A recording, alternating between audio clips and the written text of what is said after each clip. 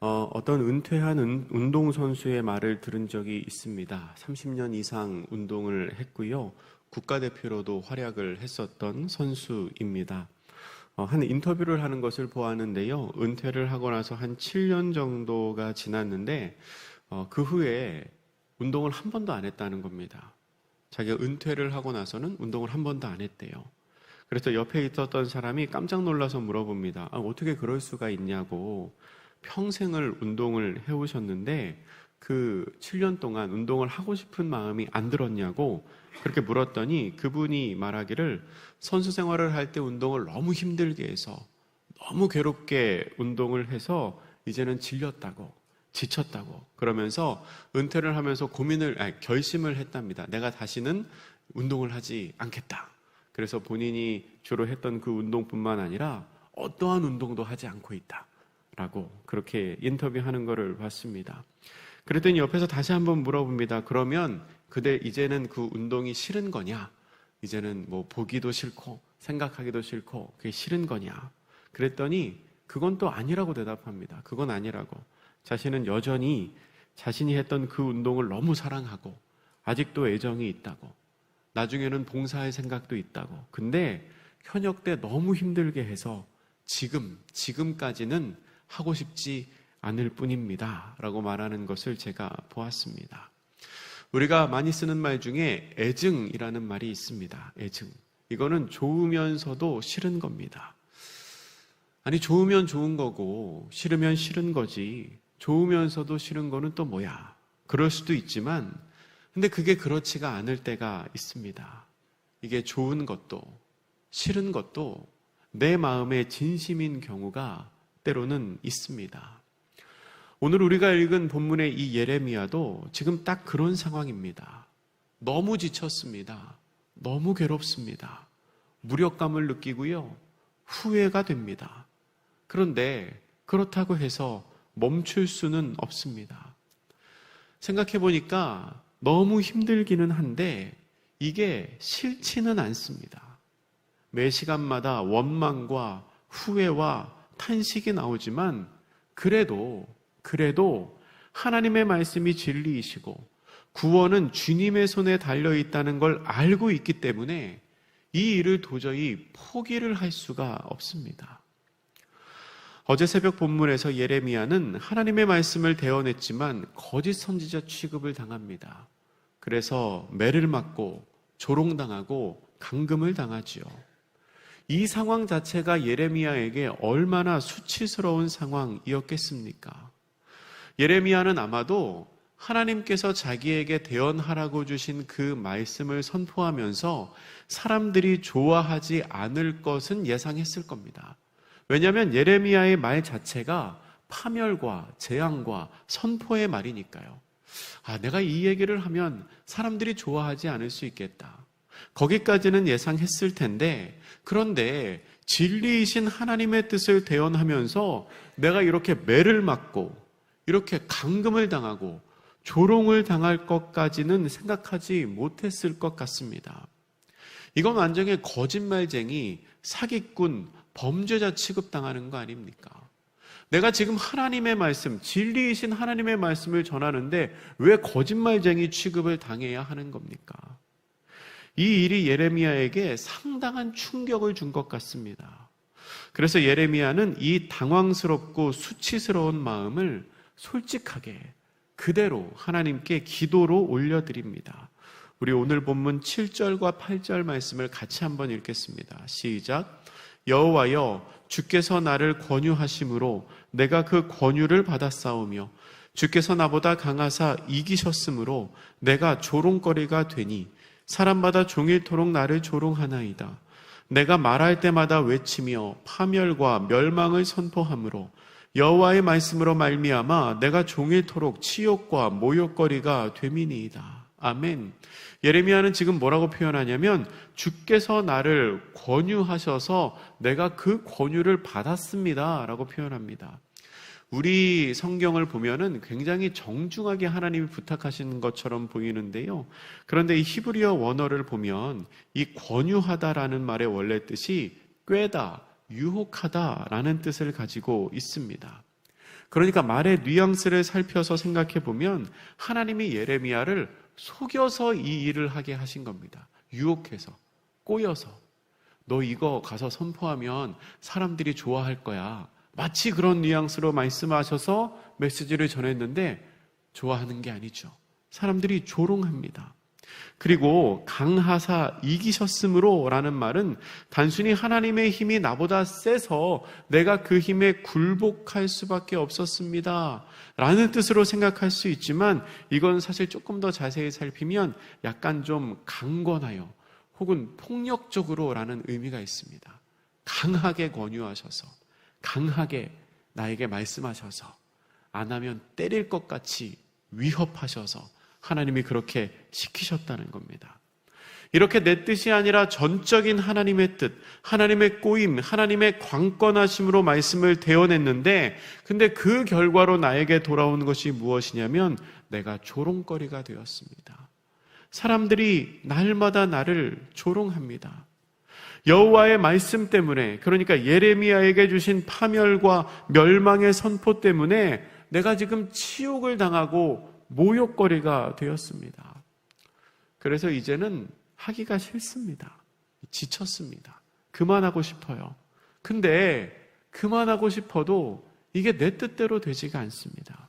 본문 9절 말씀입니다. 같이 읽겠습니다. 시작. 내가 다시는 여호와를 선포하지 아니하며 그의 이름으로 말하지 아니하리라 하면 나의 마음이 불붙는 것 같아서 골수에 사무치니 답답하여 견딜 수 없나이다. 아멘. 유대교 전통에서 하나님의 말씀은 종종 이 타오르는 불에 비유되었습니다. 말씀이 불로 상징됩니다. 그래서 어떤 랍비가 열심히 성경 공부를 하고 있는데 갑자기 그 머리 위를 날아가던 새가 불이 붙어서 땅에 떨어졌다. 그런 전승이 있고요. 그리고 랍비들이 모여서 열심히 말씀을 연구하고 있는데 그 집 지붕에 불이 붙었다 하는 전승도 유대인들 사이에는 있습니다. 그러니까 말씀이 임하면 불 붙는다는 거죠. 근데 지금 그 불이 예레미야의 마음에 임했습니다. 그래서 인간적으로는 그만하고 싶은데, 하고 싶지 않은데, 말하고 싶지 않은데 말을 안 하면 어떻게 되냐? 이 마음이 불 붙는 것 같아서 견딜 수가 없다는 겁니다. 이 불은 하나님께서 주신 불이기 때문에 내 마음속에서 아무리 꺼뜨리려고 해도 도무지 꺼지지가 않습니다. 일단 말씀에 불이 붙으면 뭐라도 해야 됩니다. 여러분, 요한복음 4장에 나오는 사마리아 여인을 기억하실 겁니다. 이 사마리아 여인이 예수님을 만나니까 어떻게 합니까? 본인이 가지고 왔던 물동이를 버려두고 마을로 들어가서 사람들에게 여기에 메시아가 있으니까 와서 봐라, 와서 만나봐라 라고 외칩니다. 근데 이 여인 어떤 사람이냐면 사람들과 만나기 싫어서 한낮 정오에 물들어 나왔던 사람입니다. 일부러 사람들을 피하며 다녔던 여인이 예수님을 만남으로 마음에 불이 붙으니까 사람들을 찾아가서 복음을 전하는 사람이 된 것입니다. 마가복음 5장에서 예수님이 고쳐주신 거라사 지방에 귀신 들린 사람은 예수님께 고침을 받으니까 데가볼리로 가서 복음을 전했다라고 되어 있는데요. 여러분, 이 데가볼리는 한 지역을 뜻하는 말인데 데카, 열을 뜻하는 말과 볼리, 폴리스, 도시입니다. 그러니까 10개의 도시들이 합쳐진 고을을 뜻하는 곳이에요. 단순히 무슨 도안동에 가서 복음을 전했다, 그게 아니고요. 10개의 마을을 돌아다니면서 복음을 전한 전도자가 된 것입니다. 부활하신 예수님을 만난 마리아는 어땠습니까? 사람들에게 달려가서 부활하신 예수님의 일을 선포하지요. 이렇게 복음이 전해지고 말씀을 만나고 예수님을 만난 사람들은 마음속에 불붙는 마음이 있는 겁니다. 뭐라도 해야 됩니다. 뭐라도 해야지 이 복음이, 이 불이 꺼지지가 않습니다. 예레미야도 그랬습니다. 불붙는 심정으로 하나님을 대언했습니다. 너무 힘들고 괴로우니까 내가 이제 좀 그만해야겠다. 견딜 수가 없어요. 그래서 하나님의 말씀을 대언합니다. 그런데 그렇게 말씀을 전한 결과가 뭐냐면 사방이 두려워합니다. 본문 10절입니다. 나는 무리의 비방과 사방이 두려워함을 들었나이다. 그들이 이르기를 고소하라, 우리도 고소하리라 하오며 내 친한 벗도 다 내가 실족하기를 기다리며 그가 혹시 유혹을 받게 되면 우리가 그를 이기어 우리 원수를 갚자 하나이다. 아멘. 지금 바스훌이 아니고요, 예레미야가 마골 미사빕이 되었습니다. 마골 미사빕 무슨 뜻입니까? 우리 20장 상반절에 나오죠. 3절에 나오는 사방의 두려움. 바스훌로 말미암아 그의 이름을 마골 미사빕으로 바꿔주셔서 너 때문에 사방이 두려워할 것이다 하나님 얘기하셨는데, 바스훌이 아니고 예레미야가 그런 처지가 되었습니다. 예레미야의 선포를 듣고 사람들이 회개를 해야 되는데 그냥 두려워하고만 있습니다. 또한 그들의 반응이 예레미야가 기대했던 것과는 전혀 다릅니다. 비방이 들리고요, 우리도 고소하겠다라고 말합니다. 그리고 친한 벗들도 예레미야가 실족하기를 기다립니다. 이 실족하기를 기다린다는 것은 죽기를 바란다는 겁니다. 본문의 친한 벗들이라고 해석된 히브리어 원어는 나의 평화의 사람들인데요. 근데 이 평화를 주는 사람들이 전혀 평화롭지가 않습니다. 예레미야에게 재앙이 닥치기를 기다리고 있습니다. 또한 그들은 뭐라고 말하냐면 예레미야를 유혹해서 실족하게 하여 원수를 갚자라고 말합니다. 지금 참 어이없게도 이 예레미야의 주변 사람들은 예레미야를 원수로 생각하고 있습니다. 우리가 이 원수를 갚자.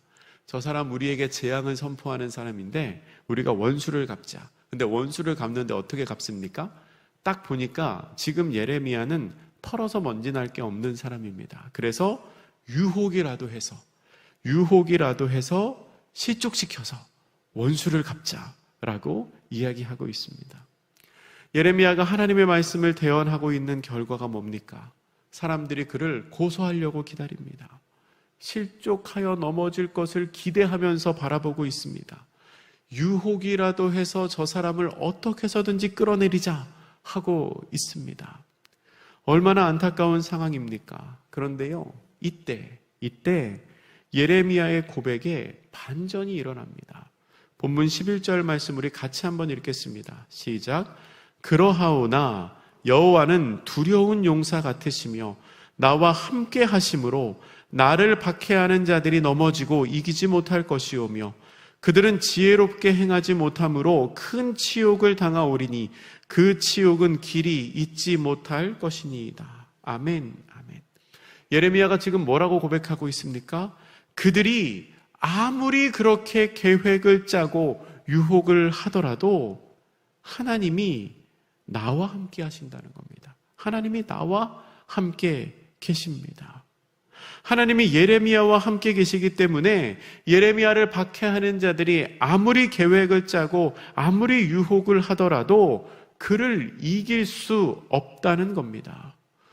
오히려 지혜롭지 못한 저들이 큰 수치를 당하게 될 것입니다.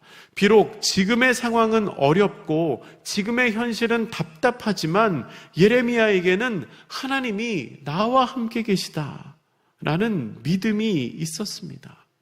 하나님이 두려운 용사가 되실 겁니다. 두려운 용사라는 것은 모든 사람이 두려워하는 용사 되신 하나님이 내 편이라는 겁니다. 모든 사람이 두려워하는 하나님이 내 편이기 때문에 나는 저들을 두려워할 필요가 없다는 겁니다. 예레미야의 이 믿음이 참 대단하죠. 우리에게도 이런 믿음이 있으면 좋겠습니다. 사람들이 나를 조롱하고 사람들이 나를 비방하고 손가락질할 때 내가 이런 조롱을 당하는 거 보니까 혹시 하나님의 뜻에서 멀어져서 그런 거 아닌가? 내가 하나님의 뜻대로 하고 있지 않아서 이런 수치가 당하는 거 아닌가? 그게 아니고요. 예레미야는 그런 수치를 당할 때도 하나님이 내 편이시지, 하나님이 나와 함께 하시지 하는 믿음이 있었습니다. 본문 12절 말씀 같이 읽습니다. 시작. 의인을 시험하사 그 패부와 심장을 보시는 만군의 여호와여, 나의 사정을 주께 아뢰었사온즉 주께서 그들에게 보복하심을 나에게 보게 하옵소서. 아멘. 하나님은 모든 사람의 사정을 속속들이 다 알고 계십니다. 우리 본문의 폐부와 심장이라고 번역된 단어를 NIV 성경은 마음과 생각이라고 번역합니다. 그러니까 그의 마음을, 그의 생각을 하나님 다 알고 계신다는 겁니다. 또한 하나님께서는 보복하시는 하나님입니다. 원수 갚으시는 하나님입니다. 로마서 12장 19절은 이렇게 기록합니다. 원수 갚는 것이 내게 있으니 내가 갚으리라 라고 말씀하십니다. 하나님께서 그 마음에 있는 원통한 마음, 억울한 마음 다 알고 계시고 하나님께서 그 마음과 생각을 보시며 그를 대신하여 원수 갚아주신다고, 그를 대신하여 보복하여 주신다고 하나님이 지금 말씀하고 계신 것입니다. 그렇다면 하나님께서 그렇게 일할 때, 나를 위해 일할 때, 나를 위해 보복하시고 원수 갚아주실 때 내가 해야 될 일은 무엇입니까? 13절 말씀 우리 같이 읽습니다. 시작. 여호와께 노래하라. 너희는 여호와를 찬양하라. 가난한 자의 생명을 행악자의 손에서 구원하셨느니라. 아멘. 하나님께서 그렇게 우리를 위해 대신해서 일해 주시고 우리를 위해 보복하여 주시고 원수 갚아 주실 때 우리가 해야 할 일은 하나님을 찬양하는 것입니다. 예레미야는 그 순간에 오히려 하나님을 찬양합니다. 원망하고 탄식하는 것이 아니라 하나님께서 그의 생명을 행악자의 손에서 구원하실 것이기 때문에 그 순간 오히려 하나님을 찬양하고 있습니다. 참으로 놀라운 신앙 고백과 찬양이지요. 근데 여러분, 지금 예레미야는요, 이 기쁨과 이 신뢰와 이 찬양의 마음과 함께 절망이 같이 있습니다. 하나님을 찬양한 후에 예레미야의 고백이 어떤가요? 본문 14절부터 18절까지의 말씀을 보면 예레미야는 내가 차라리 태어나지 않았으면 좋았겠다 라고 고백합니다. 하나님이 나와 함께 하시는 것도 알고 하나님이 나의 원수를 갚아주실 것도 알고 그 하나님을 찬양하는 것도 예레미야의 마음이지만 동시에 내 삶의 문제가 너무 힘들게 느껴지는 겁니다. 하나님을 신뢰하지 못해서가 아닙니다. 하나님을 신뢰합니다. 하나님이 원수 갚아주실 것도 압니다. 근데 지금 내 삶의 형편이 너무 힘든 겁니다. 우스갯소리이지만 할머니, 할아버지들이 그런 말씀 하시더라고요. 손주들이 오면은 기쁘고 가면은 더 기쁘다. 이렇게 왔을 때 예쁘니까 너무 좋고 가면은 더 좋다. 둘 다 사실이죠. 예쁜 것도 사실인데 근데 그 아이들 돌보려니까 몸에 이것저것 아프기도 하고 힘에 부치기도 합니다. 그래서 갈 때도 반가운 마음이 든다는 거죠. 양가 감정이 있는 겁니다. 모순되는 것 같지만 그게 사실입니다. 운동하는 걸 좋아하면서도 그게 싫은 것처럼 하나님이 계셔서 너무 좋지만 이 18절에 고백하는 것처럼 내가 왜 태어나서 하나님 이런 고통을 겪게 하시는가 고민하는 것도 지금 예레미야의 모습이라는 겁니다. 말씀을 정리하겠습니다. 지금 예레미야는 지쳤습니다. 괴롭습니다. 무력감이 들고 후회가 됩니다. 그러나 여전히 하나님을 신뢰합니다. 주님을 향한 확신이 있습니다. 여전히 하나님을 찬양합니다. 하지만 내가 왜 태어났는가? 나의 출생을 저주할 정도로 깊은 절망 가운데 있습니다. 모순되어 보이지만 이 모든 게 예레미야의 진심입니다. 여러분, 우리 삶에도 그럴 때가 있습니다. 우리가 시작할 때 찬양한 것처럼 주 예수와 동행하니 그 어디나 하늘나라인 것 같다가도 한순간에 내 삶에 하나님이 안 계신 것처럼 느껴질 때도 있습니다. 내게 능력 주시는 자 안에서 내가 모든 것을 다 할 수 있느니라 믿음으로 고백하면서도 갑자기 어느 날은 뭘 해야 될지도 모르겠고 내가 뭘 한다고 해서 이게 될지도 모르겠는 그런 마음이 들 때가 있습니다. 내 삶이 너무 갑자기 자신 없어집니다. 근데 여러분, 이게 모순된 게 아니고요. 이게 우리 삶의 모습입니다. 분명한 사실은 우리 삶의 주권자 되신 하나님은 그러한 우리를 그냥 두고 보고 계시는 분이 아니라는 겁니다. 지금의 이 어려운 상황은 우리 삶의 결론이 아닙니다. 과정이지요. 이게 마침표가 아닙니다. 쉼표입니다. 계속해서 써가야 하는 우리 삶의 이야기입니다. 또한 내 모습이 이렇다고 해서 하나님이 우리를 책망하시지 않습니다. 예레미야가 찬양하는 대로 하나님께서는 가난한 자의 생명을 행악자의 손에서 구원하실 것입니다. 마음과 생각을 살피시는 하나님이 나를 대신하여 보복하여 주시고 나를 대신하여 원수 갚아 주실 것입니다. 우리가 이렇게 모순되게 보이는 삶의 현실 속에서도 하나님을 향한 중심을 잃지 않고 여전히 하나님을 찬양하는 복된 성도님들 되시기를 주님의 이름으로 축복합니다. 기도하겠습니다. 사랑의 하나님 아버지, 우리의 삶이 그렇습니다. 때로는 지치고 괴롭고 힘이 듭니다. 여전히 하나님을 신뢰하고 여전히 하나님을 찬양하지만 그러나 때로는 내 삶이 원망스럽고 저주가 될 정도로 어려움이 있을 때도 있습니다. 하나님, 그러나 한 가지 확실한 것은 우리의 삶이 지금 마침표를 찍는 것이 아니라 하나님께서 계속해서 내 삶의 이야기를 쓰고 가심을 내가 믿음으로 고백합니다. 모순되게 보이는 삶의 현실 속에서도 하나님을 향한 중심을 잃지 않게 하여 주시옵소서. 어려운 삶이지만 여전히 하나님을 찬양하는 예레미야처럼 우리도 하나님을 찬양하게 하여 주시고 매일매일의 삶 속에서 하나님과 동행하는 우리의 삶이 될 수 있도록 주님, 우리와 오늘도 함께하여 주시옵소서. 감사드리며 축복하며 예수님의 이름으로 기도드립니다. 아멘.